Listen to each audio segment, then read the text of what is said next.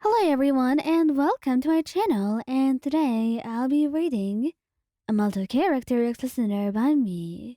So let's get into it. Scaramouche.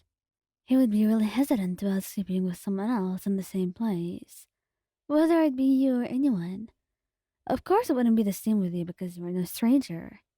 You were the love of his life, but still, he had that problem of not trusting anyone, not being able to sleep with anyone. Because what if someone hurts him in his sleep? That scared him, even if he absolutely knew it wouldn't happen.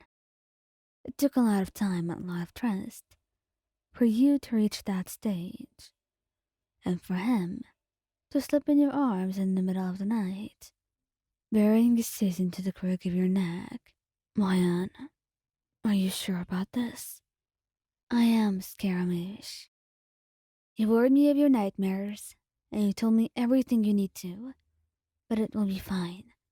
Trust me. Eventually, he lets out a tired sigh, closing his eyes, and melts into your arms, trying to sleep. At first, he was very stiff. It takes him a little bit to just completely relax into your arms, and you're relieved when he does.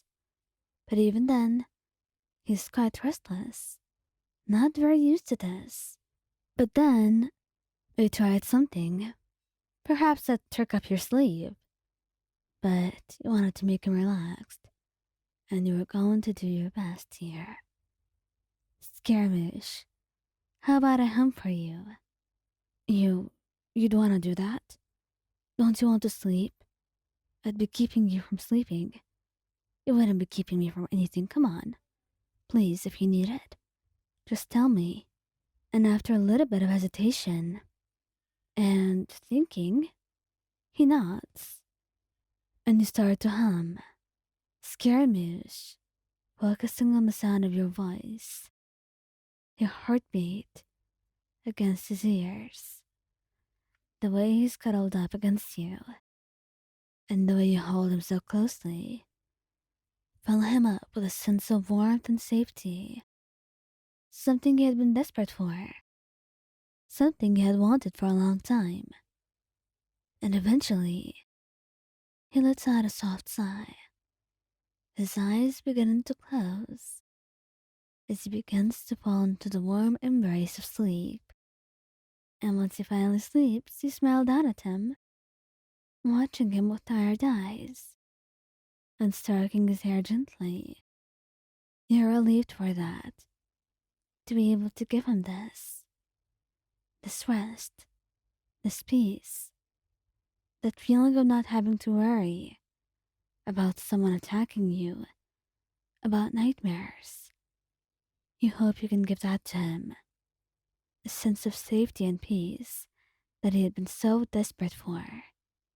But not for long, because now he had you with him. And you were more than just going to try.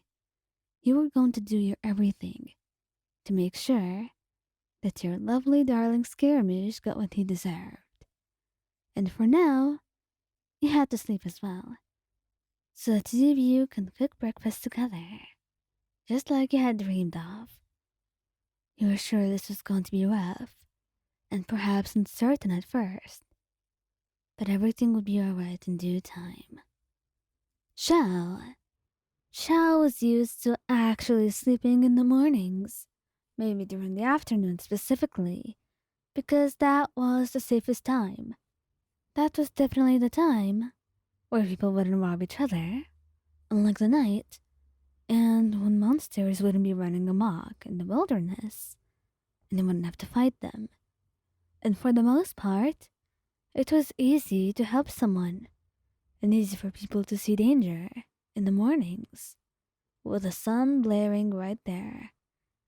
So he felt like that was a time where he could rest. But he didn't like that. He barely even slept. Not to mention, he should sleep at night, like most people. Yes, he does have a job to protect them, but he does have to take care of himself as well. He's a person, not a machine. He may not be a person in the same sense that you are, with him being a yaksha and you just being a normal human.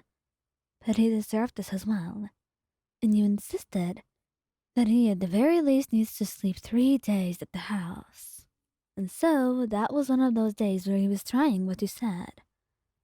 And he got into your arms, a little bit nervous and unused to this. But you held him, stroking his hair gently. Come on, Xiao. I got you. There's nothing to worry about. And eventually, he nodded, letting out a soft sigh. I know, Huyan. It's just so different for me. I'm not used to this. And it's the first time we sleep together on the same bed as well.